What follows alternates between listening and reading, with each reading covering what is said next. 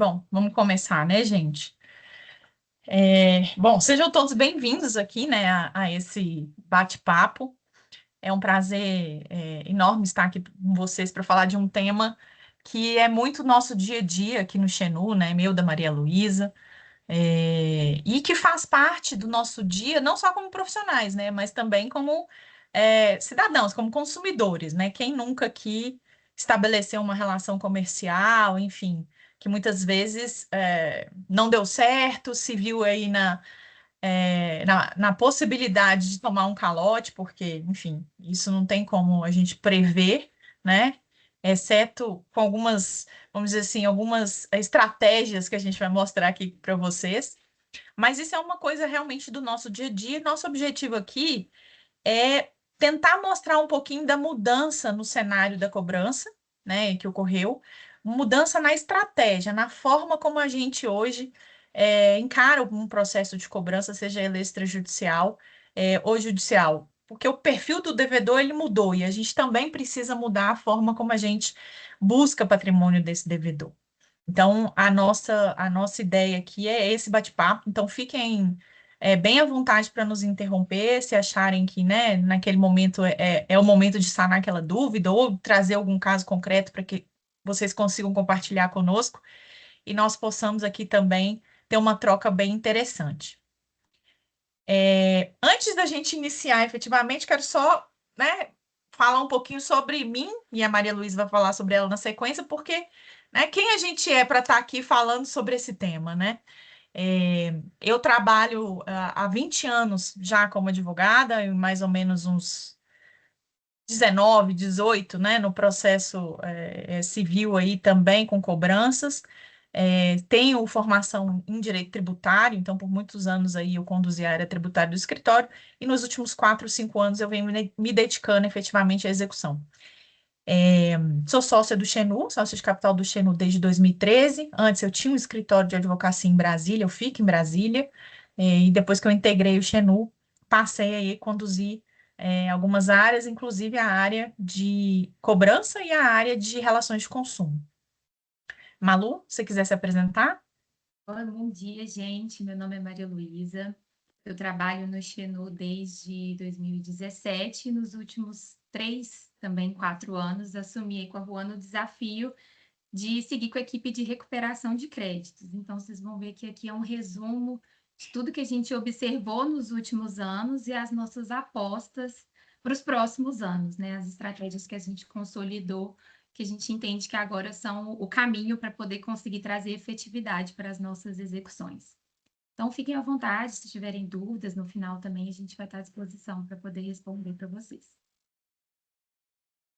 E já iniciando aqui um pouco esse bate-papo, vocês têm visto como que está o nosso cenário hoje de inadimplência. A gente tem vindo numa crescente, né? Acho que nos últimos 2, 3 anos, já ali pós-pandemia, a gente estava naquela circunstância, não, a situação tá assim por causa da pandemia, só que isso foi, de uma certa forma, estabilizando no primeiro momento e depois a gente teve uma crescente muito grande na inadimplência no Brasil.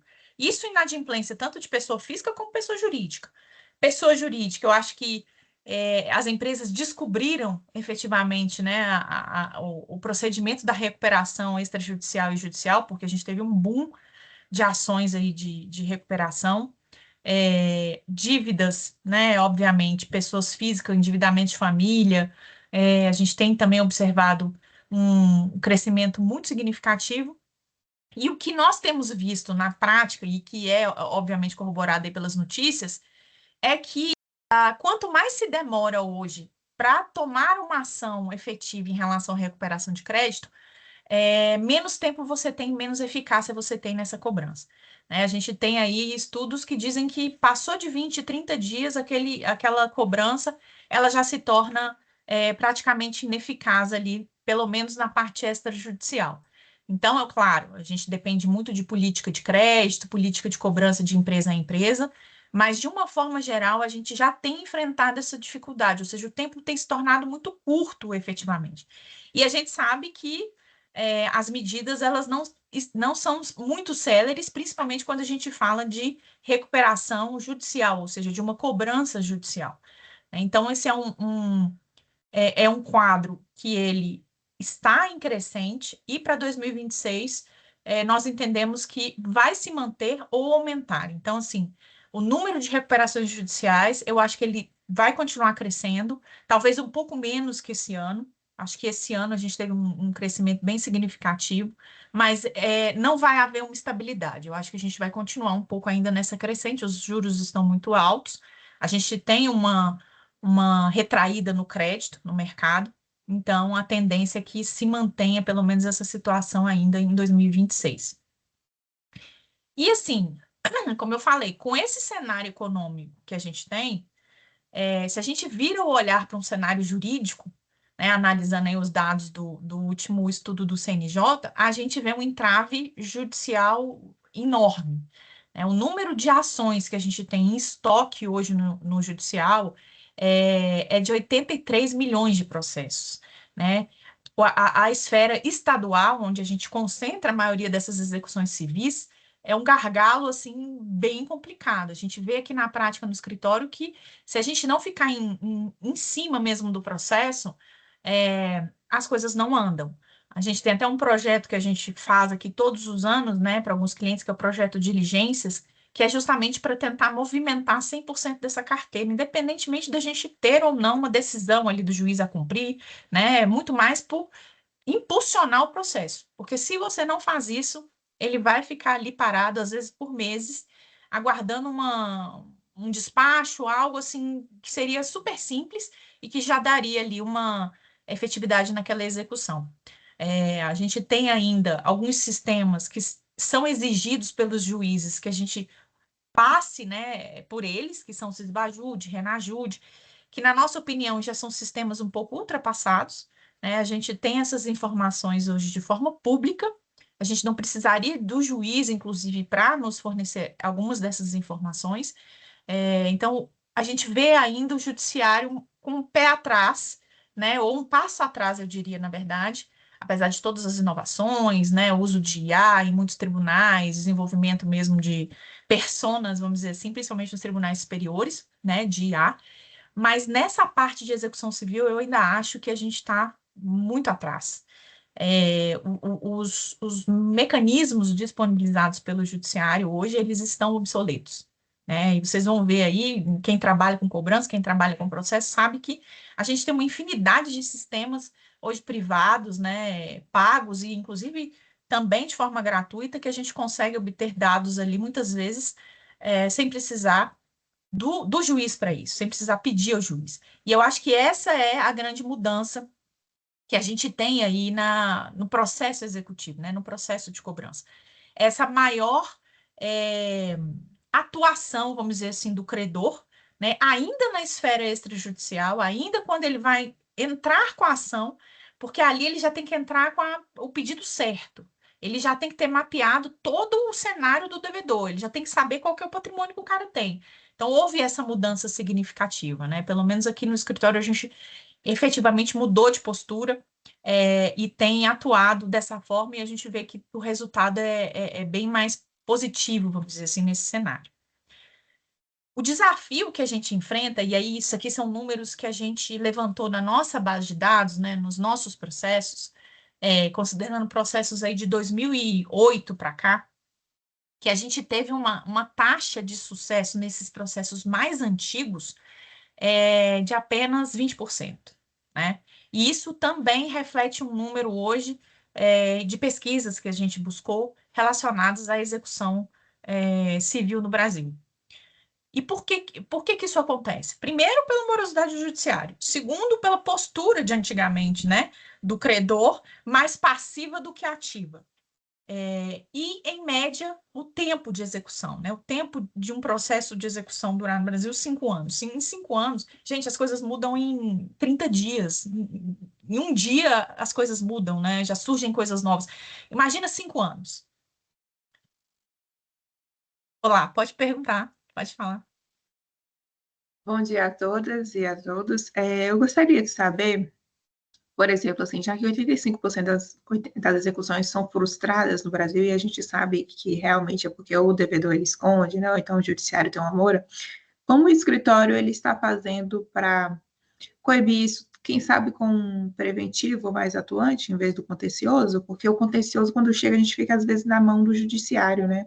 Fica, igual você falou, às vezes tem sistemas privados que funcionam muito melhor do que os sistemas públicos. A gente poderia, talvez, tratar aí com uma arbitragem, uma negociação, para tentar trazer isso, mas aí precisaria conscientizar, né, os clientes de que não precisa necessariamente se chegar ao ponto do contencioso de ajuizar uma ação. O Xenu, ele tem trabalhado também nessa área, na seara preventiva? Toda essa parte do preventivo é trabalhada aqui no escritório. Então, a gente faz treinamentos, inclusive, nos clientes, no sentido de uma análise de crédito, eu não diria perfeita, mas quase perfeita nesse sentido, porque ali você já diminui o seu risco significativamente. O que a gente vê ainda na prática é que muitas empresas elas não têm uma análise de crédito de forma aprofundada. Elas exigem ali os documentos de mercados, contrato social, não fazem um aprofundamento nessa pesquisa. Então, o que nós colocamos para o cliente o primeiro passo para você reduzir sua inadimplência é ter um processo de crédito muito bem feito, né? Um processo de concessão de crédito efetivamente profundo.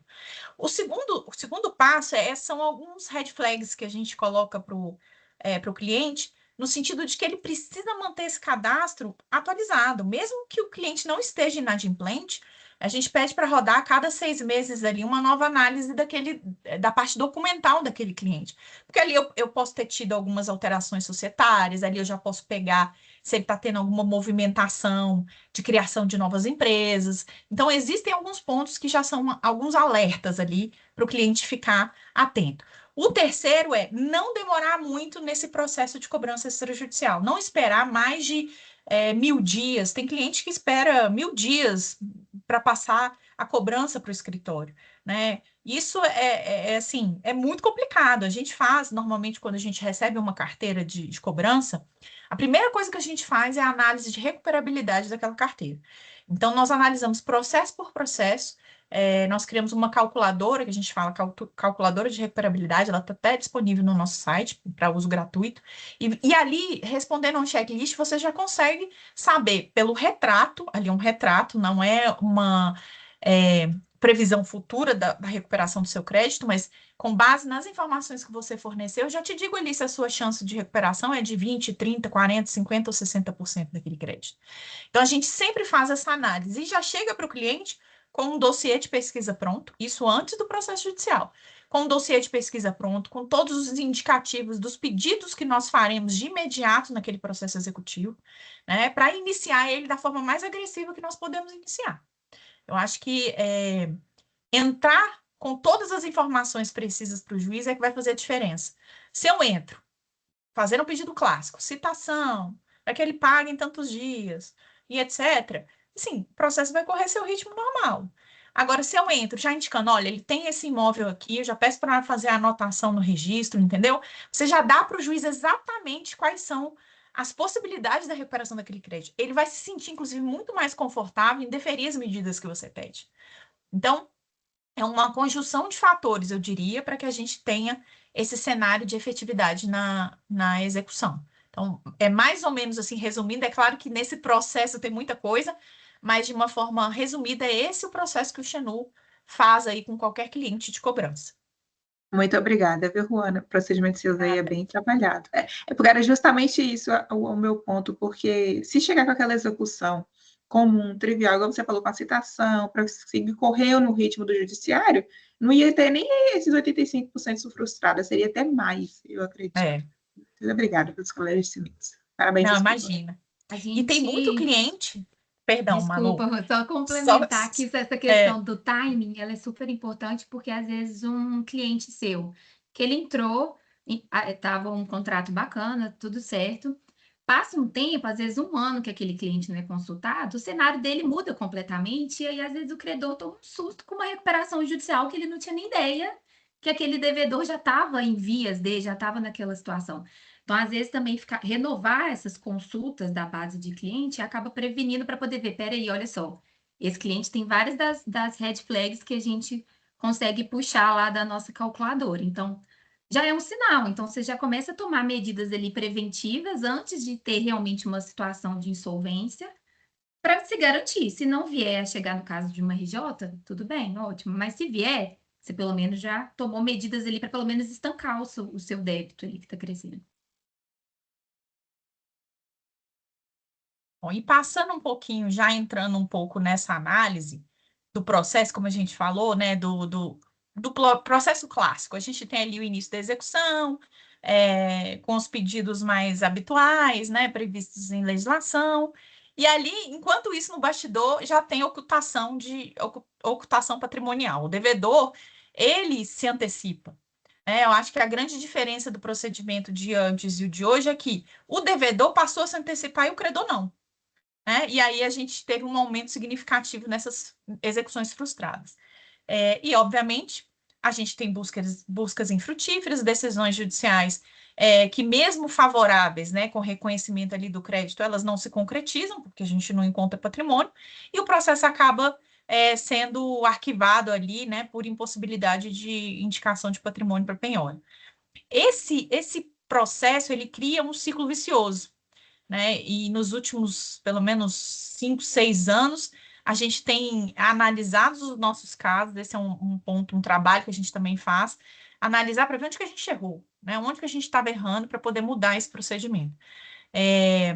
E a manutenção desse problema, ela está exatamente na preparação. Então, para a gente, o essencial é que a gente tenha estratégias, né, bem definidas, né, de prevenção à ocultação patrimonial, e isso desde o processo de concessão de crédito até o ajuizamento da ação. Esse é o ponto que eu diria assim, que é bem sugestivo, bem crucial, né, para a execução. Eu tenho um caso aqui na prática que me despertou. Eu recebi um despacho no final de semana, eu estava até de férias, com uma citação frustrada. E a gente já tinha tentado contato com esse devedor, e é até um caso pessoal, e parece que quando o caso é pessoal, aí que você fica brava mesmo, né? E aí eu liguei para o cara, né? Falei com ele, ele falou: olha, deixa eu te falar uma coisa, você não vai conseguir receber isso, não. Me ofereceu um acordo, assim, a dívida era de 150 mil, ele me ofereceu um acordo de 5 mil. Tá assim na cara dura. Você não vai conseguir receber nada, porque não tem nada no meu nome. Você pode continuar com essa execução aí, você não vai me encontrar e você não vai receber nada. Então, assim, acho que seria bom a gente negociar. E aí eu já pedi para alguém, né, aqui em Brasília, como era um caso pessoal, da minha família, para ir até o local onde ele tem a empresa, né, tentar fazer uma compra, né, era uma distribuidora de veículos, buscar um veículo ali para entender quais são as maquininhas que ele usa, né, para saber como que é a forma de pagamento, tudo certinho para já indicar para o juiz. Né, pedir apreensão das maquininhas, dos recebíveis dele. A gente pegou a placa do carro que ele anda. Então, assim, muitas vezes a gente tem que fazer uma investigação, inclusive local, uma investigação pessoal.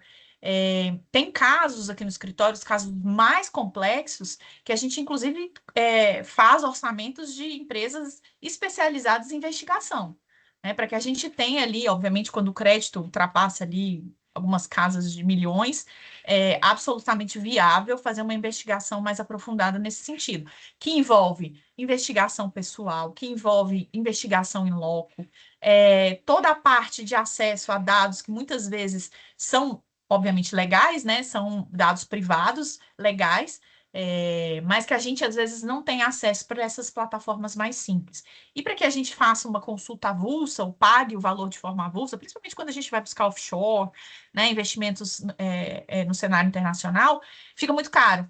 Então, vale a pena, às vezes, ter essa investigação extra, vamos dizer assim. Mas o primeiro passo, a estratégia para evitar a ocultação patrimonial é a prevenção. E aí, falando em red flags, né? Quais seriam as red flags, as principais red flags que a gente compartilha com os nossos clientes para ficarem atentos? E muitos deles nos perguntam, né, Maria Luísa, como que eu faço para saber isso? Parece uma coisa meio difícil da gente conseguir saber, mas não é. Por exemplo, sócio sem subscrição ou integralização completa de capital social.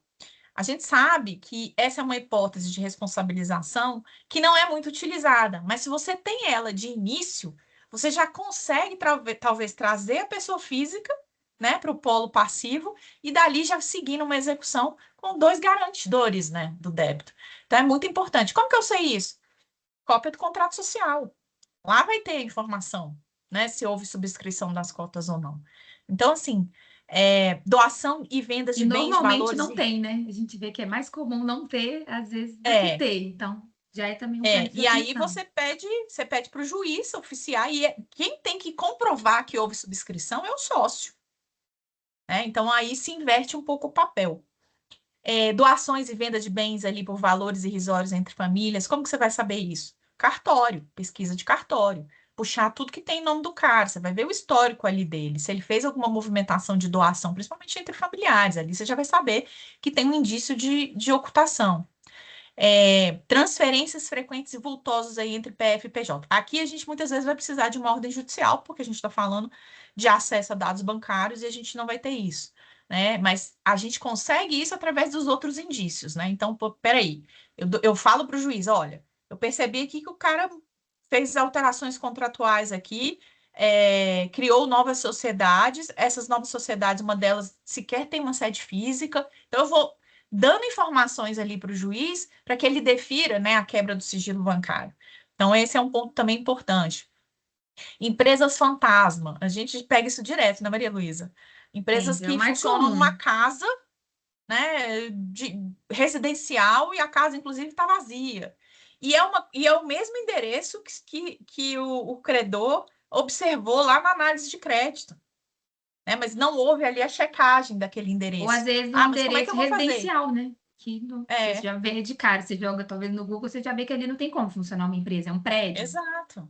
Dependendo do ramo, você vê que aí não tem como mesmo. Por exemplo, se é uma indústria, né? É incompatível o endereço residencial com o serviço que a empresa presta. Então, isso já é um alerta gigante.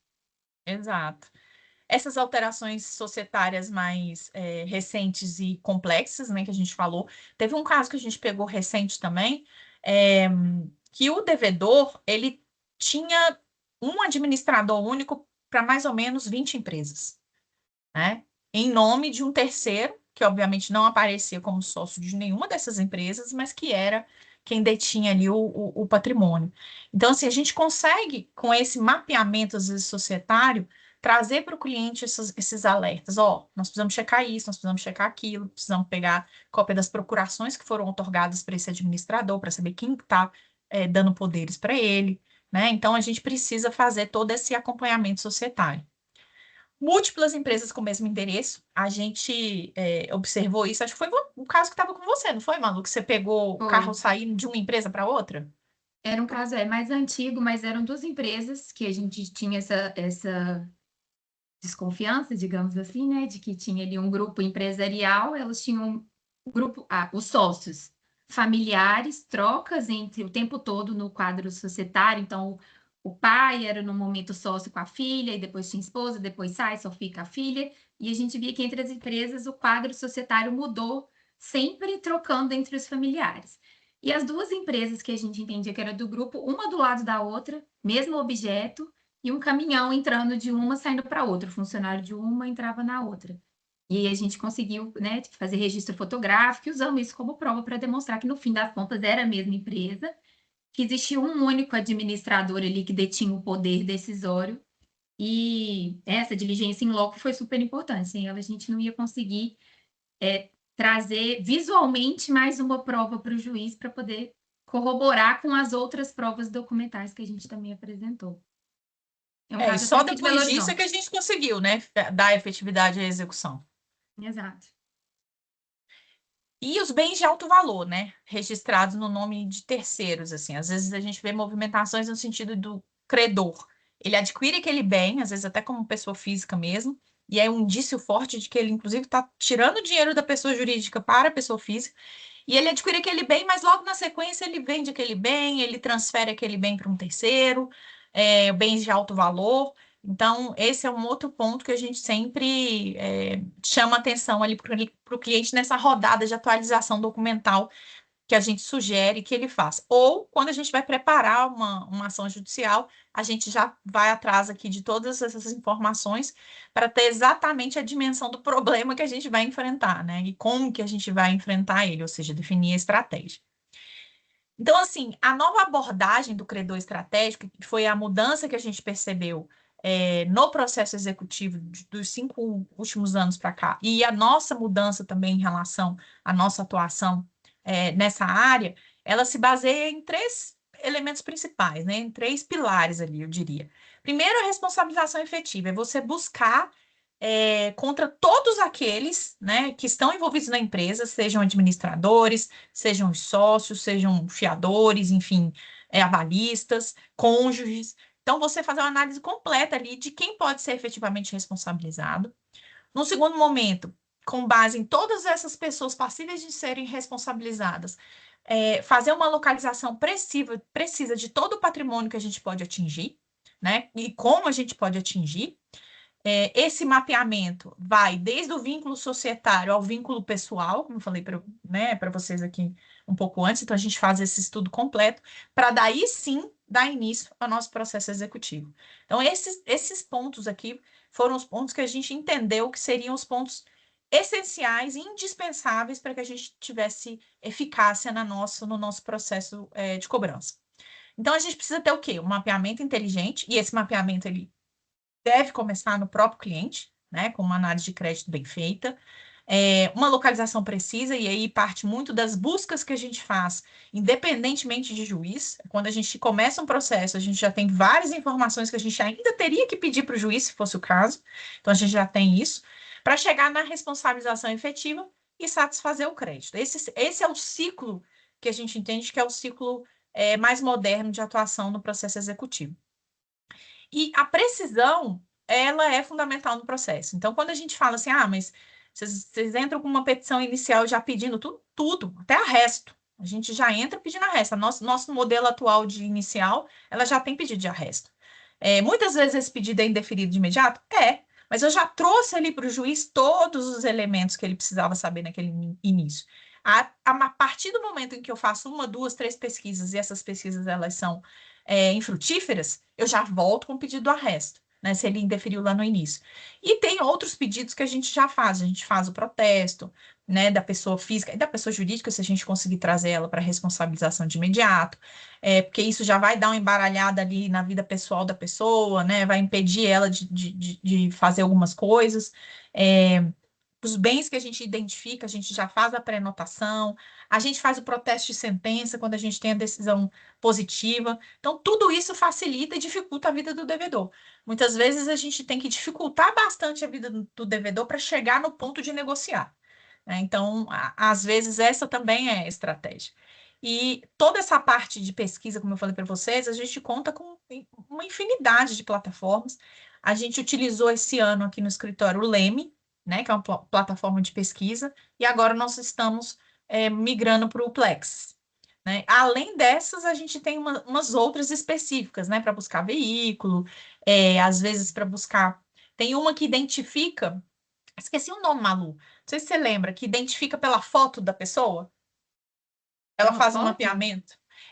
Você consegue, é um aplicativozinho, você Uhum. baixa no seu celular, Ah, aí tá, você põe a sei foto seu do nome. devedor e ele vai buscar ali qualquer informação na web a respeito daquela pessoa, né? E ali Pela vem imagem, né? informações de editais de publicação que eventualmente apareça o nome dele, onde que ele trabalhou, dados de LinkedIn, dados de Instagram, publicações, né, de notas na imprensa, enfim, processos. Então, ele te dá ali uma certa gama de informações que muitas vezes você consegue puxar o fio da meada, sabe? Então, é bem interessante. Então, existe uma infinidade hoje no mercado de ferramentas, né, que você pode acessar para poder descobrir aí, vamos dizer assim, esse patrimônio que às vezes está oculto. Não sei se alguém fez uma pergunta aqui no chat. Acho que Ok. sim. Marta Gonçalves. Podem Podem compartilhar o compartilhar? nome? Podemos sim. A gente tem até uma lista, né, Malu? Temos, Esses 2 que a Ruana comentou, eu vou mandar aqui, é Leme e Apilex. Mas a gente pode compartilhar uma outra lista que aí tem para outras finalidades também, que não Finalidades. só busca de bens. Eu posso compartilhar, quem quiser deixar o e-mail, eu mando por e-mail, tá bom? Essa listinha. A gente tem um quadrinho, assim, com todos os sistemas de pesquisa, tanto os judiciais como o extra que a gente utiliza.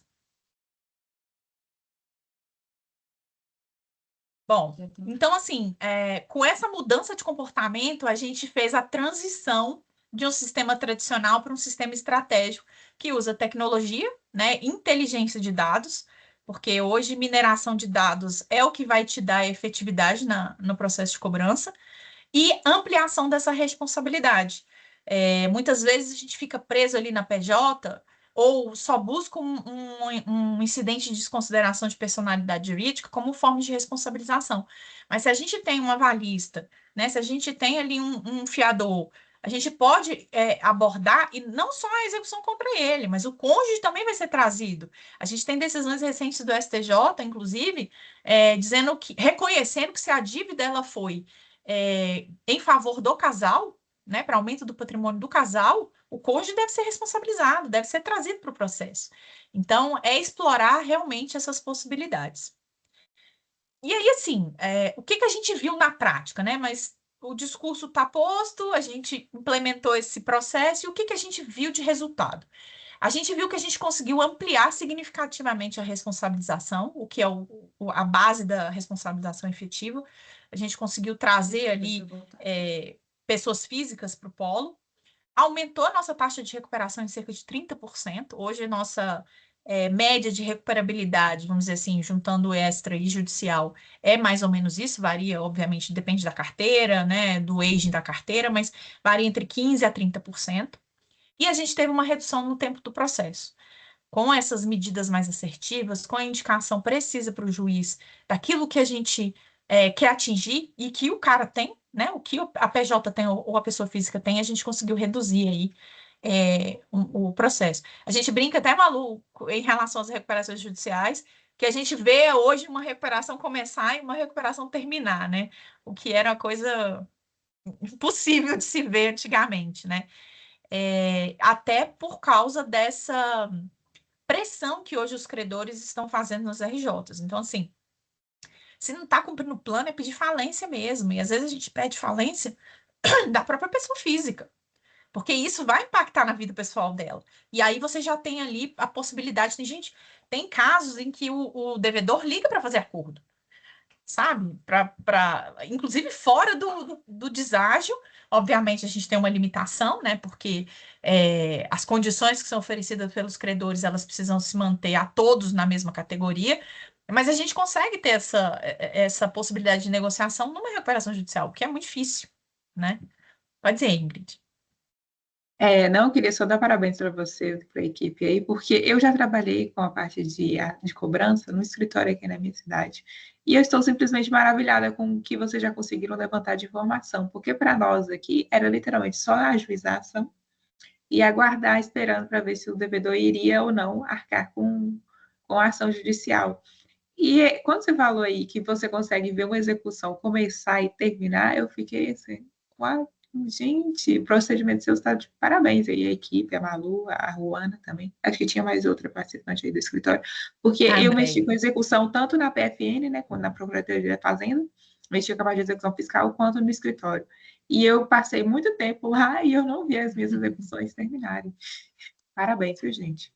Mas Não, é um obrigada. desafio, sem dúvida, é um desafio. Não é 100% das nossas execuções que são assim, não, mas assim, a gente tem boas experiências, temos muitos processos em andamento, mas com penhora de faturamento, né? O que já dá uma certa estabilidade e segurança ali para o nosso cliente.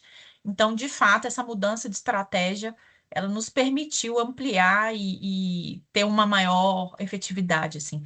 E a gente brinca aqui, a gente, né, Maria Luísa, a gente fala assim, a gente compra a briga do cliente, parece que tá devendo a gente, né? Então, assim, a gente vai mesmo com toda o empenho, a nossa atuação, ela é pautada para que no final do ano a gente consiga mostrar para o cliente o quanto a gente efetivamente recuperou para ele, quais foram as medidas mais assertivas e sempre pensando no projeto no ano seguinte que a gente apresenta.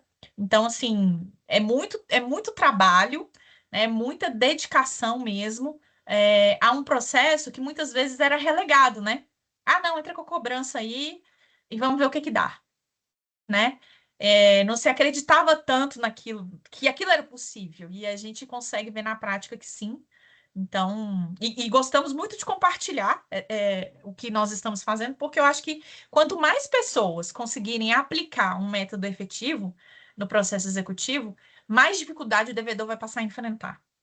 Sim. E eu Né? acho que o melhor de tudo é que a gente direciona todo esse esforço para onde efetivamente tem perspectiva.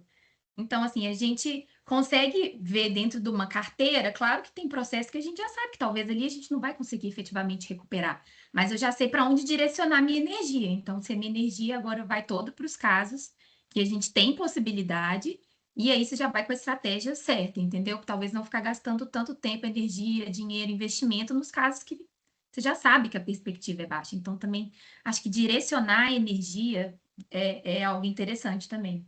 Traz bons E resultados é o no que o final. cliente quer, né? Porque Sim, fica lá um valor astronômico que ele tem para receber, quando ele vai receber daquilo ali 40%. Então, o nosso trabalho também é dar visibilidade para ele, é alinhar a expectativa, entendeu? Falar, olha, esses processos aqui, a chance da gente recuperar é baixa. E a gente recomenda mesmo a baixa dos processos. Chega determinado período em que a gente aplicou todas as medidas que a gente podia aplicar, né? Fez aquele processinho ali preventivo e não conseguiu, a gente fala para o nosso cliente: olha, a possibilidade de você recuperar isso aqui é menor que 20%. Vale a pena manter o custo processual, né? Manter essas diligências, esses pedidos para o juiz, porque senão eu tenho uma prescrição intercorrente ali. Vale a pena gastar R$ 150, R$ 120, quando você soma no final do ano, né? Então, quando muitas se vezes a soma gente ao recomenda decorrer abaixo. dos anos também, né? Que às vezes tem É, processos que já estão ali há muito tempo. e essa é uma análise, inclusive, que a gente passou a fazer. Hoje a gente analisa para o cliente quanto que ele está gastando com o processo. Justamente para que chegar nesse ponto, ele fala, pô, não, realmente, eu já gastei, sei lá, R$ 20.000 para recuperar um crédito de 150. Né? Então, assim, e além dos honorários advocatícios, porque muitas vezes a gente tem ali um prolabore inicial, tem várias formas de se trabalhar nesses processos, mas tem cliente que paga, inclusive, uma mensalidade por processo. Então, assim, a gente coloca esses custos e age da forma mais transparente possível, né? Acho que essa também é uma postura que precisa ser levada ali como um pilar, né, desse acompanhamento processual. Então, assim, para que tudo isso aconteça, né, que eu falei aqui, para que a gente tenha efetividade nesse processo, a gente precisa ter a metodologia da penhora criativa. No escritório, a gente até utiliza esse nome e tem feito palestras, né, simpósios e bate-papos online aqui, sempre com esse tema de penhora criativa, trazendo elementos diferentes em cada uma dessas palestras. Hoje, nosso foco seria como atingir ali as pessoas físicas, né? Que é o que a Malu daqui para frente vai passar aí para vocês. Malu é quem está ali no front, sabe? Todo dia, então ela tem casos bem interessantes. Então, bom, agora a gente vai entrar, então, na nossa metodologia de investigação patrimonial, que foi um resultado, né, de todas essas observações do passado e as novas tecnologias que estão aí no mercado para a gente poder usar. A gente notou que uma das maiores dificuldades que a gente tem na execução, que até então, todas as informações que a gente precisava obter para iniciar as investigações dos nossos devedores, elas tinham que ser obtidas por meio do juiz. Então, a gente precisava de solicitar para o juiz, ele autorizar, pedir para a secretaria fazer o pedido da pesquisa, envio do ofício, aguardar o resultado.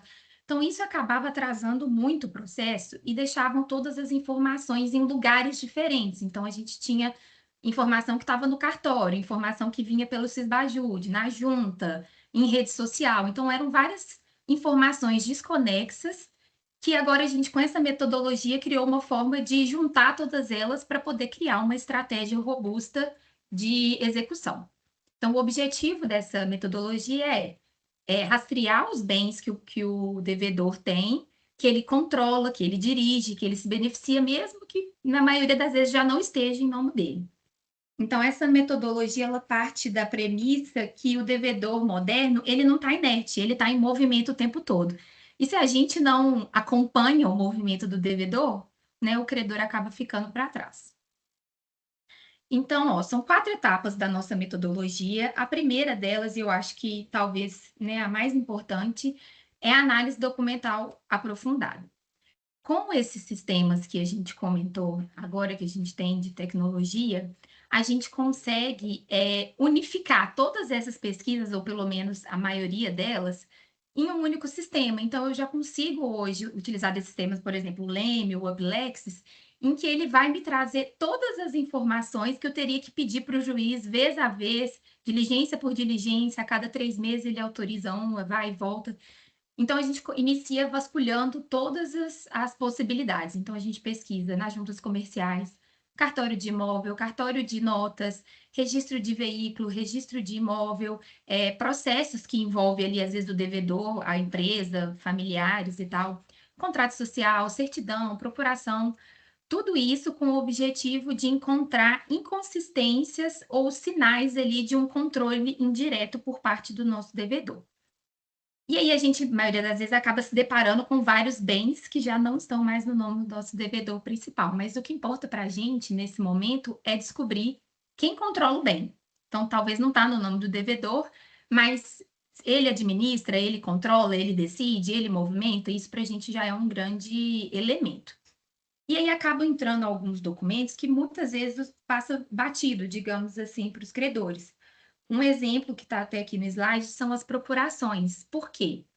As procurações, elas acabam mostrando para a gente o poder real. Quem administra pode ser, e a maioria das vezes é de fato o dono. Então, é um exemplo de um caso que uma procuração pública mostrou que o devedor autorizava o cônjuge a vender bens que alegadamente, supostamente, não eram mais de propriedade dele, ou seja, o bem não estava no nome dele, mas ele ainda assim tinha o poder de autorizar ou não o cônjuge a vender.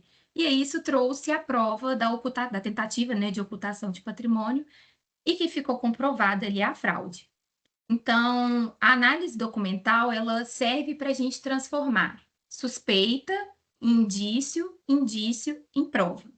E um outro ponto importante dessa fase de documentação é que na esfera civil, diferente um pouco da esfera trabalhista, para a gente fazer essas provas de ocultação, desvio de fidelidade, esse tipo de coisa, a gente precisa de provas robustas. Então, a prova documental, ela é tipo a nossa fundação, a base para todos os outros elementos que a gente vai trazer para construir ali a nossa estratégia e a nossa tese. Então, a nossa segunda fase da nossa metodologia é o cruzamento de dados. E aí, o que a gente tenta fazer? Pegar todas essas informações que a gente conseguiu, né, esses documentos, e tentar cruzar, ver o que a gente consegue tirar dali daqueles documentos. Então, a gente tem sistemas hoje no judiciário que, apesar de não serem os mais efetivos e os melhores, né, mais tecnológicos, bem ou mal, eles ainda são ferramentas que acabam sendo importantes para a gente. Então, por exemplo, com o Sisbajude hoje, apesar de ser uma ferramenta que ela faz o bloqueio em conta, né? Então pode ser que o devedor tire os valores da conta ou talvez não movimente ali, a gente ainda consegue achar um rastro, digamos assim, o fluxo, para onde vai o dinheiro, de onde o dinheiro veio, caiu na conta e foi para onde, o que foi feito com ele. Então, quando a gente fala, por exemplo, de Renajude, às vezes a gente não acha o veículo, né, atualmente no nome do devedor, mas a gente consegue encontrar a movimentação desse veículo. Estava no nome de quem, foi para o nome de quem. E tem um caso até interessante que demonstrou isso, que o devedor, ele transferiu os valores da conta dele para a esposa, então, ou seja, ele teve ciência que ia ter o bloqueio de Sisbajude na conta dele, mandou tudo para a esposa. Quando o Sisbajude bateu na conta dele, não tinha nenhum valor, zerado, resultado negativo. Mas com o traço a gente descobriu que, né, a gente não, né, no caso o processo, é um exemplo, descobriu que o Sisbajude veio negativo, mas existia um valor em conta, o valor foi transferido para a esposa do devedor, e depois a esposa foi e conseguiu comprar um veículo. Então, ou seja, o bem não bate, o bloqueio não conseguiu achar nada, o Sisbajude veio negativo. Mas com o histórico, a gente descobre o traço do dinheiro, e aí consegue ver que aquele veículo foi comprado dessa forma, numa tentativa de ocultar também a existência de bens. Então, a gente consegue também trazer de novo esse bem para satisfação do crédito. Uma outra etapa dessa nossa metodologia é a inteligência de campo e a inteligência artificial, a inteligência digital, desculpa. Por quê? Essas pesquisas de bens que a gente faz em sistemas, tudo mais, ela não pode se limitar só às bases oficiais. Por quê? Para além dessas bases oficiais que vão trazer para a gente esses documentos de contrato social, existência de imóvel, veículo, esse tipo de coisa, são importantes, mas a gente ainda tem um lado que é o mundo real, né? Como ele está acontecendo. A gente tem hoje, né, as redes sociais, que está todo mundo conectado o tempo todo, está todo mundo mostrando nas redes sociais padrão de vida, viagem, veículo, imóvel, empresa. E essas exposições, elas têm valor probatório. Quantas vezes a gente sabe de casos aí que os devedores chegam no processo falando que não tem nada, não tem nenhum bem, até o exemplo que a Ruana deu do devedor que falou com ela, mas entra na rede social dele, são viagens, veículos, é festa, é uma vida com um padrão diferente do que ele está alegando ali no processo. Então, esses elementos, eles já são super bem recebidos pelos tribunais hoje. Inclusive, no TJMG, a gente colocou um exemplo de um caso que o devedor teve a CNH e o passaporte restrito, né? Em função dessas provas de que ele não tinha ali no processo nenhum bem no nome dele, não tinha como marcar com o custo da dívida, com o custo do processo, mas no Instagram mostrava uma vida que era completamente incompatível. Então, até que ele esclareça para o juízo como ele vive uma vida e tem uma vida financeira, assim, digamos, né? Tão diferente, ele teve essas restrições aplicadas contra ele. Então, também fazer essa análise do mundo real para poder trazer para o mundo processual é muito importante. O exemplo que a gente falou também das fotos que a gente tirou lá da empresa funcionando uma do lado da outra. No papel, a gente mostrou para o juiz a confusão entre o quadro societário. Então, um pai que era sócio de uma, a filha que era sócia de outra, de repente os dois são sócios da duas, traz um outro familiar, o pai é sócio de uma, mas é diretor da outra. Então, isso no papel a gente faz a prova. Mas somado a isso, a gente tem ainda o retrato do funcionário entrando, saindo. Então, é uma soma de elementos que aí trazem um cenário mais completo para o juiz. E quanto mais provas e elementos, mais seguro a gente fica de que a gente vai ter êxito, pelo menos no deferimento dessas medidas, sabe? Então, também E são. um outro ponto, só complementando, Malu, e um outro ponto em relação a Instagram e notícias, né, relacionadas, a gente não olha só para o devedor. A gente busca também informações sobre os sócios e sobre os familiares, porque muitas vezes o devedor não vai ter Instagram, ele não vai ter nada. Mas os familiares deles têm, ou os sócios têm, e por ali a gente consegue ver fotos em que eles foram marcados, eventos que eles foram, que já demonstram esse padrão aí diferenciado, vamos dizer assim, do mundo processual, né? Como a Malu colocou. Exato. E que aí agora é a nossa próxima etapa, a quarta e última etapa, que é a construção dessa rede de vínculos. Então, munido de todas essas informações, informações documentais, resultados, às vezes, das pesquisas processuais, que trazem para a gente também alguns elementos importantes, ainda uma pesquisa em loco da vida, rede social desse devedor, a gente monta aí a nossa rede de vínculos. E aí a gente acaba percebendo que a gente não está falando, às vezes, de um patrimônio oculto. A gente está falando, na verdade, de uma rede, uma estrutura que o devedor mostra ali para poder tentar se blindar, ocultar e tudo mais. E aí, normalmente, essa estrutura envolve familiar, empresa espelho, outras sociedades de terceiro, holding familiar, sócio laranja, veículo, imóvel. Então, são todas essas situações que acabam circulando ali dentro daquela estrutura, que com ela mapeada, a gente já sabe exatamente onde atacar. Por mais que talvez a gente tenha que processualmente passar por uma pesquisa SESBAJUDE, RENAJUDE antes para poder fazer uma pesquisa um pouco mais complexa, mas a gente já sabe que é ali que está o nosso ouro. Então, toda essa energia também já vai direcionada para a estratégia completa, sabe? E a gente vai no bem que a gente sabe que vai ter efetividade. Então, mapear todas essas relações permitem que a gente encontre essa engenharia da fraude, digamos assim. E os tribunais já têm reconhecido essa abordagem. No caso que a gente mencionou aí, o STJ manteve uma penhora porque ele identificou que houve uma simulação na transferência desse bem entre os familiares que tinham todos os vínculos entre si. Então, ou seja, o devedor recebeu uma citação quando ele estava ciente, então, que ele tinha uma ação ajuizada contra ele e que ele teria que responder por ela, imediatamente ele transfere um bem dele para um outro familiar que tem uma outra empresa. E aí a ação tramita. Só que no momento que descobre que esse bem foi transferido, principalmente após o ajuizamento da ação, né, que aí fica já indiscutível, a gente consegue mapear o caminho da fraude para poder trazer de novo aquele bem para integrar a ação e poder satisfazer o pagamento da dívida. Então, quando a gente fecha, na prática, quando a gente passa por todas essas etapas, a gente consegue ver claramente os sinais de blindagem, sabe? Então, é bem mais claro. Então, doações que são feitas de forma repentina. Eu estou até com um caso que ontem a gente pegou as cópias das matrículas dos imóveis que a gente achou em nome do devedor, e ele doou todos os imóveis para os filhos com reserva de usufruto. E essas doações foram todas posteriores ao ajuizamento da ação. Então, assim, a gente já tem um elemento ótimo para poder pedir a fraude contra credores, que é existir uma dívida, várias pesquisas de bens sem resultados, mas o imóvel em nome deles foi transferido. Então, assim, agora a gente já tem um elemento ótimo para poder trazer esse imóvel para poder satisfazer a dívida. Então, a gente acha doação que é repentinamente feita, criação de sociedades na pressa, ou então, às vezes, mudança de endereço, cessão gratuita, transferências entre pessoa física e entre pessoa jurídica que são fora do padrão, ou pelo menos valores vultuosos que podem chamar atenção. Ou, às vezes, a empresa compra bens que não são compatíveis com o uso de uma empresa, entendeu? Que aí você consegue perceber, por exemplo, que claramente aquele bem é para satisfazer o interesse pessoal, às vezes, do sócio, e não da própria empresa. Então, quando a gente tem todos esses elementos, monta o vínculo e o nosso mapa, a gente consegue deixar de fazer com que a nossa cobrança seja aleatória e passe a ser estratégica. Então, a gente sabe para onde olhar, as prioridades, as diligências que a gente tem que priorizar, quem a gente tem que incluir no polo passivo, o momento de fazer esses pedidos, o momento mais interessante estrategicamente de fazer esses pedidos, onde atacar primeiro.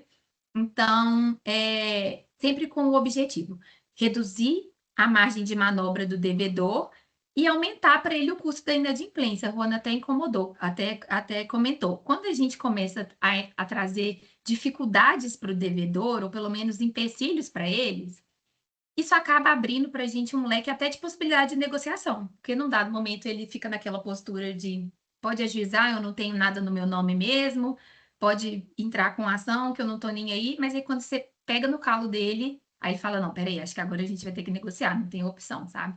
Então, pelo menos abre ainda uma possibilidade de negociação e uma forma, talvez, de encerrar aquela questão amigavelmente. Então, a gente chega na hora de integrar tudo. Pessoas, empresas, e os comportamentos e os bens. A gente não analisa só o ativo, a gente tenta analisar o modelo de vida desse devedor, porque quando a gente analisa o todo, é que a gente consegue achar as inconsistências que vão fazer sentido para a nossa ação. Então, pessoas, a gente não vai analisar só o devedor, vai vir junto a análise do cônjuge, todos os filhos, ex-sócio, novo sócio, parentes próximos. Muitas vezes o patrimônio está escondido justamente nesses vínculos, porque o devedor já, né, provavelmente tirou tudo do nome dele, mas ele traz ali aquela estrutura, né, de pessoas próximas a ele para poder tentar montar a fraude dele. Então, a gente pesquisa também as empresas. Procurações que são suspeitas, criação de novas empresas ou baixa de empresas, empresas que estão inativas, mas a gente tem ciência que estão em funcionamento, ou às vezes o inverso, a empresa está ativa, mas a gente sabe que ela já fechou as portas e às vezes está funcionando num outro endereço. O comportamento do devedor. Então, essas mudanças súbitas de endereço, por exemplo, a vida toda atua no endereço, fechou as portas, aparece uma nova empresa na nome do tio, do primo, da filha, da esposa, com o mesmo KNAI, o mesmo objeto, às vezes até próximo, né, o endereço próximo um do outro. A gente busca, então, os bens para cruzar todas essas informações de cartórios, todas essas bases digitais, rede social, registro público, esse tipo de coisa, para poder construir a trajetória daquele ativo. E aí, no fim, é importante reforçar isso. A gente não busca um bem isolado, a gente busca o padrão de vida, porque aí fica muito mais difícil de esconder ou de disfarçar, sabe? Aí o devedor acaba tendo um desafio muito maior. E aí, aqui, eu queria trazer agora um capítulo um pouco mais estratégico, que são as possibilidades da gente ampliar essa responsabilização do devedor. Então, como eu disse nos tópicos anteriores, como a gente não pode olhar só para o devedor principal, a gente já tem que iniciar o processo e todas essas pesquisas e todas essas análises já com a cabeça, com o olhar, buscando quem mais se beneficiou dessa fraude ou desse bem, né, dessas movimentações. Quem assumiu o risco junto com aquele devedor? Quem integra essa cadeia econômica do crédito? Então, por exemplo, os fiadores e os avalistas são alvos diretos, porque, apesar deles não serem devedores principais, eles respondem com a garantia deles, que autoriza que a gente vá, dirija a ação até eles. Então, não só ao patrimônio, às vezes, da empresa devedora ou do sócio principal. A gente também pode buscar ali os fiadores e os avalistas, que também vão poder responder com os bens deles. E, claro, né, se eles tiverem participado ali de alguma tentativa de ocultação de patrimônio, eles também são responsabilizados. A gente tem também o sócio remisso, que é aquele que saiu da sociedade. A gente tem um artigo no Código Civil que fala que o sócio ele responde solidariamente pela integralização do capital social e acaba abrindo mais uma possibilidade. Então, ou seja, a gente pode tentar cobrar daquele sócio o saldo das cotas que ele não integralizou na empresa. Então, é até que a Ruanda comentou no início da apresentação. A gente faz uma análise lá do contrato social, vê se os sócios integralizaram o capital. Se tiver integralizado, tudo bem, senão a gente pode pedir a responsabilização dele até o limite desse capital social. Então, também é uma alternativa de ampliar essa responsabilização dos devedores. E aí, nesse momento, a gente tem também, desculpa, tem a penhora de cotas sociais, que ela também já é amplamente aceita pelos tribunais, principalmente quando os devedores às vezes não têm outras formas de arcar com o pagamento daquele débito, mas às vezes a empresa está em funcionamento, então a gente pode pedir esse tipo de penhora, e é um ponto sensível que nesse momento da penhora, às vezes, de cotas, são momentos que, às vezes, a gente consegue pressionar o devedor, travar algum negócio dele, expor, às vezes, o devedor para a sociedade, ou, às vezes, expor a própria sociedade em algum contexto. Então, também essas medidas acabam propiciando uma oportunidade ali de negociação com o devedor, que também pode ser muito boa. Pode ser que o devedor, nesse momento, não queira mais seguir tentando se esquivar aí de realizar o pagamento, sabe? Então, essas medidas acabam também trazendo uma nova possibilidade de ampliar a responsabilização, mas também de negociar com o devedor e talvez conseguir encerrar ali aquela questão. A gente tem também um ponto fundamental, que é o abuso da personalidade jurídica. Como que funciona o abuso da personalidade jurídica? A gente tem um artigo no Código Civil que ele estabelece que quando houver desvio de finalidade ou confusão patrimonial, vai ser afastada a autonomia que a empresa tem, e aí então a gente consegue acessar os bens dos sócios daquela empresa. Então, explicando melhor. Num primeiro momento, quando a gente tem um devedor que é uma pessoa jurídica e é uma empresa limitada, a gente só consegue acessar os bens da empresa. Só os bens da própria empresa respondem pela dívida. Só que, se a gente consegue demonstrar essa confusão patrimonial ou esse desvio de finalidade, como determina, né, o Código Civil, a gente consegue trazer também o sócio para se responsabilizar sobre aquela dívida. E como que a gente identifica isso na prática? A Ruanda até comentou também umas red flags, que é justamente isso. Quando o sócio transfere os bens da empresa para as contas pessoais ou até mesmo para o cônjuge também pode ser usado aí também nessa ocultação de patrimônio dentro da empresa.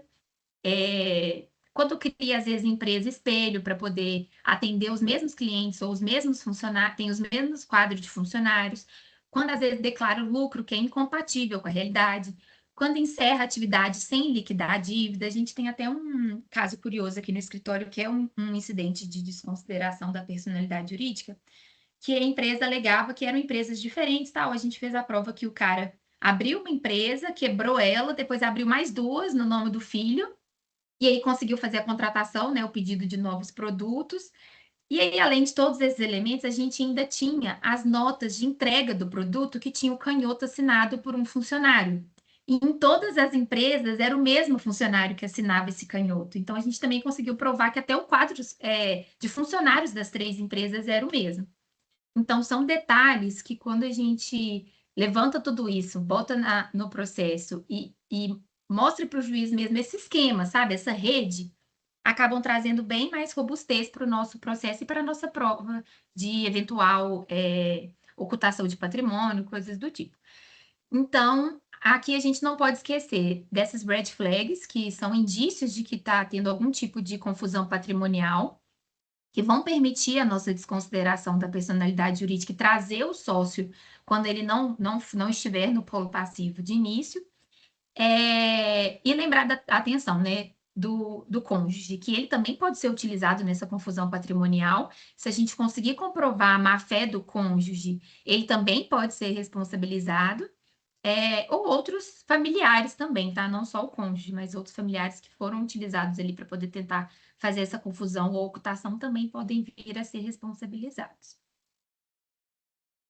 A gente tem ainda a responsabilidade e a possibilidade do sócio retirante. Por quê? Quando um sócio sai de uma sociedade, ele responde até 2 anos pelas dívidas que são anteriores a essa alteração do contrato social, né? Essa retirada dele. E aqui a gente vê inúmeros casos de retirada simulada, que, por exemplo, o devedor tem notícias que né, às vezes o credor vai ajuizar uma ação contra ele, e aí, nesse momento, ele vai correndo lá na junta comercial e sai da sociedade. Ou então faz uma cessão de cotas, às vezes uma cessão de cotas para uma pessoa que não tem nem capacidade econômica, não tem nada a ver, às vezes, com o trabalho feito ali naquela empresa. Você vê que é realmente um terceiro completamente estranho, que às vezes não tem nada a agregar ali. Alteração contratual, às vezes também depois do ajuizamento da ação. Então, às vezes o devedor é citado e logo na sequência já providencia a retirada dele da sociedade.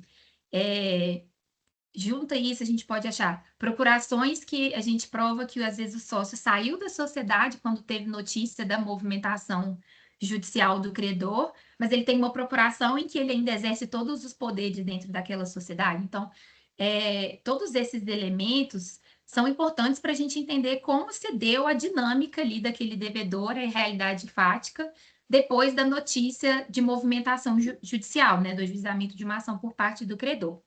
Então, com isso também a gente pode conseguir reincluir esse sócio no polo passivo e desconstituir essas tentativas de blindagens artificiais que muitas vezes eles tentam se valer. E aí, um outro ponto que a gente julga muito importante é, primeiro, diferenciar a responsabilização. Então, quando a responsabilidade daquela empresa é limitada e quando ela não é limitada, quando ela é ilimitada. Então, primeiro ponto-chave, você bate o olho, vê que é um empresário individual, você já sabe que não tem separação entre pessoa física e empresa. O devedor, microempresa, ele vai responder com todo o patrimônio dele, e isso permite a execução direta no CPF, sem necessidade de um incidente de desconsideração de personalidade jurídica, que é um incidente, né, que necessita de provas, é um incidente talvez um pouco mais robusto, demorado. Quando é microempresa, já vai a pessoa física direto, então é excelente. Quando a gente está falando já de sociedade limitada, existe essa separação, né, da personalidade jurídica da empresa e os sócios, é separado, mas essa proteção, ela vai sempre acabar quando a gente fizer a prova do abuso.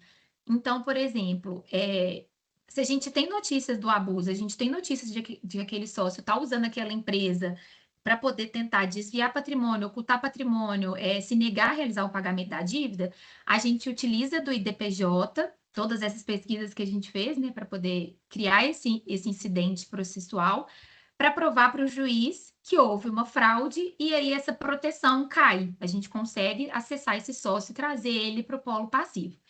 Então, a ideia-chave aqui é o limite da responsabilidade é o capital social, até que o abuso prove o contrário. Então, o sócio vai responder só com o capital social dele. A gente pode tentar pedir integralização quando ele não integralizou. Se não tem fraude, se a gente faz a prova da fraude, a gente traz o devedor, o sócio, para o polo passivo. E aí a gente amplia a nossa possibilidade de recuperação daquele crédito.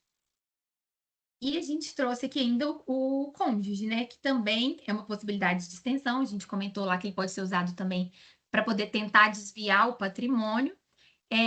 Mas a blindagem conjugal, ela não é absoluta.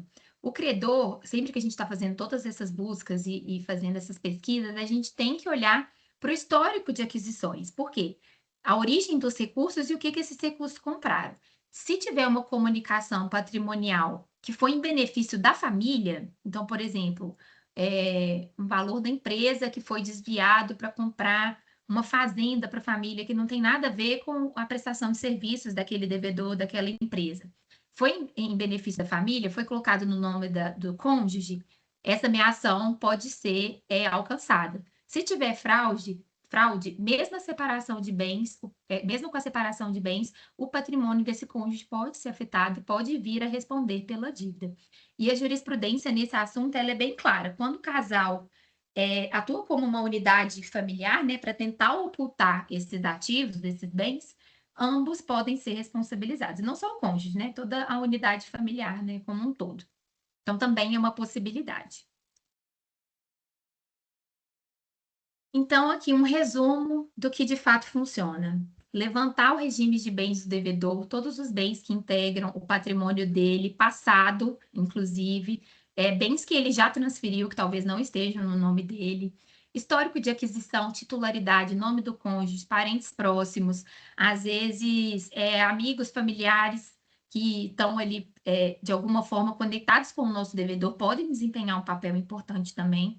Sinais de confusão patrimonial, mapear transferências suspeitas. Às vezes, esses indícios a gente não usa no primeiro momento, mas às vezes eles são importantes de estarem mapeados, porque às vezes no segundo chega um outro elemento no processo, que aí você puxa o novelo da lã, sabe? E consegue usar todas aquelas informações, mesmo que no primeiro momento elas não sejam tão relevantes, no segundo acabam sendo. Invocar o benefício da família, quando a dívida sustenta o padrão da vida, o padrão da família. Então, fazer todo esse apanhado, criar nossa rede de vínculos, porque a gente percebeu uma coisa que é muito real. O credor estratégico, ele não reage, ele antecipa. Então, a gente tem que pegar todas essas pontas soltas que o devedor deixou. E, gente, a maioria das vezes ele deixa. Não é fácil puxar todas essas informações, mas, assim, quando o trabalho é feito de forma bem feita, com investigação mesmo, utilização de todos esses sistemas, todas essas informações que a gente dispõe, a gente consegue montar uma ofensiva organizada e estratégica, sabe? Então, essas estratégias, quando utilizadas todas em conjunto, de forma inteligente, e sempre com o objetivo de antecipar o nosso devedor, ou seja, não reagir a ele reagir às nossas medidas, a gente entende que a gente tem uma execução bem mais eficaz, direcionada e estratégica, com foco naquilo que realmente tem possibilidade de trazer a satisfação da nossa dívida. E aí, somado a isso, a gente trouxe também algumas novidades legislativas. Então, quando a gente fala de conectar os dados com o método, com a técnica para ter uma recuperabilidade mais eficiente, as inovações legislativas, elas acabam auxiliando a gente também e a gente sente que elas estão na mesma direção. Claro que com algumas limitações, né, no âmbito extrajudicial, a gente acaba tendo mais ferramentas, mas a gente sente que a legislação está acompanhando. Por exemplo, a gente tem hoje um projeto de lei que está tramitando, que propõe a desjudicialização da execução civil, que vai criar aí como se fosse um agente de execução que vai atribuir ao tabelião de protesto a condução desses grandes processos de cobrança e de execução de título em massa.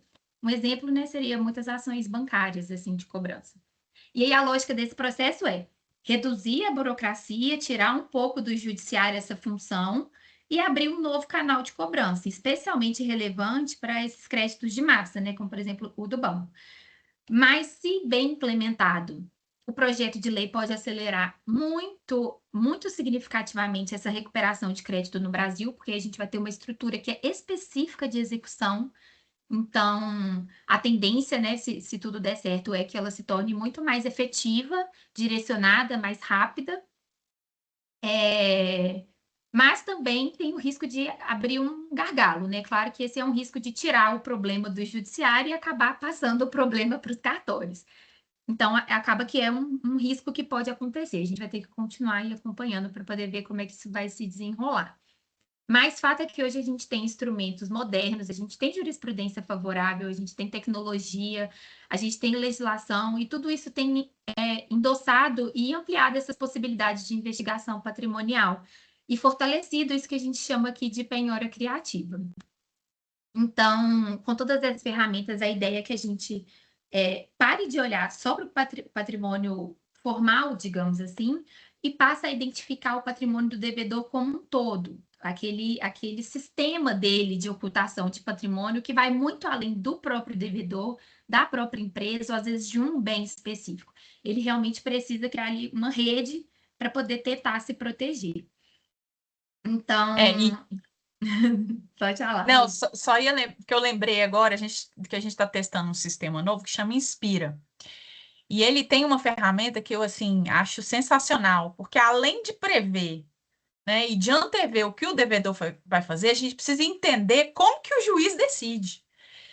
E E esse também é um sistema, desafio. que é um desafio, né? E principalmente juiz de primeira instância, porque quando a gente está falando de, né, segunda instância, a gente já tem ali uma possibilidade de pesquisa mais fácil, né, eu diria. Uhum. Mas primeira instância não, como é que você vai pesquisar as sentenças É muito específicas daquele pulverizado, juiz? né? Muito pulverizado. E aí esse sistema, ele nos permite fazer uma análise específica daquele pedido que a gente quer fazer para aquele juiz. Então, ali a gente já sabe se ele está negando, se ele está deferindo, como que ele está deferindo, porque a gente sabe como peticionar para pedir para ele. Qual Então, que é a esse também é linha um de ponto muito entendimento, importante. né? Que aí a gente já É, direciona. Então, por exemplo, se a gente vê que o juiz sempre dá bomba num pedido com o mesmo fundamento, a gente já sabe que o fundamento-chave da nossa tese é aquele ali, porque eu tenho que mostrar para ele que não é o caso daquele fundamento que normalmente ele usa para indeferir, às vezes, alguma medida, algo assim. E aí a gente acaba direcionando também. É uma ferramenta muito interessante, mais voltada para o jurídico mesmo, né? Para tese de defesa, coisas do tipo, mas que acabam ajudando, porque num país que a é, gente sabe que tem essa infinidade de processos, né? Que nem sempre os processos caem lá no gabinete para uma análise minuciosa, quando a gente já adianta para o juiz, já trazendo para ele, olha, a tese tal não se aplica por conta disso, disso, disso, a gente também já sente que a gente está ali em vantagem em relação aos demais. Então, para finalizar, gente, eu acho que é isso. A recuperação eficaz, ela não depende apenas das ferramentas, ela vai depender da combinação certa entre os dados, o método e a técnica jurídica. Cabe a gente conseguir utilizar isso da forma mais inteligente, juntar todos esses dados dessas ferramentas para conseguir imprimir em efetividade no processo judicial. é. Acho que, em resumo, era tudo isso. A gente passou um pouquinho do nosso tempo aqui, mas espero que tenha sido proveitoso. E a gente está à disposição, nas redes sociais, né, no LinkedIn para trocar ideia, por e-mail. Eu vou separar aqui todas essas ferramentas que nós temos testado e temos utilizado para nos ajudar nesse mapeamento, né? Compartilho com vocês por e-mail. Tá bom? Alguém queria fazer algum comentário, tirar alguma dúvida? Dúvida?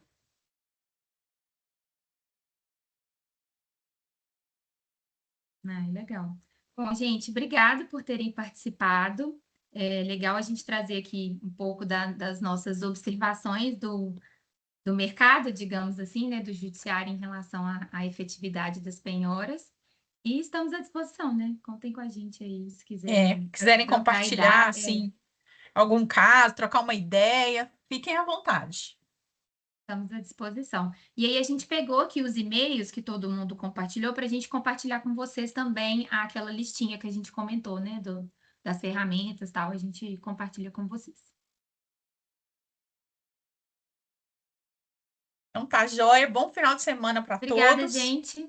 Tchau, tchau. Até mais. Foi um Tchau, prazer. tchau. Tchau, gente. Bom dia a todos. Bom final Tchau, de bom semana. dia. Até mais.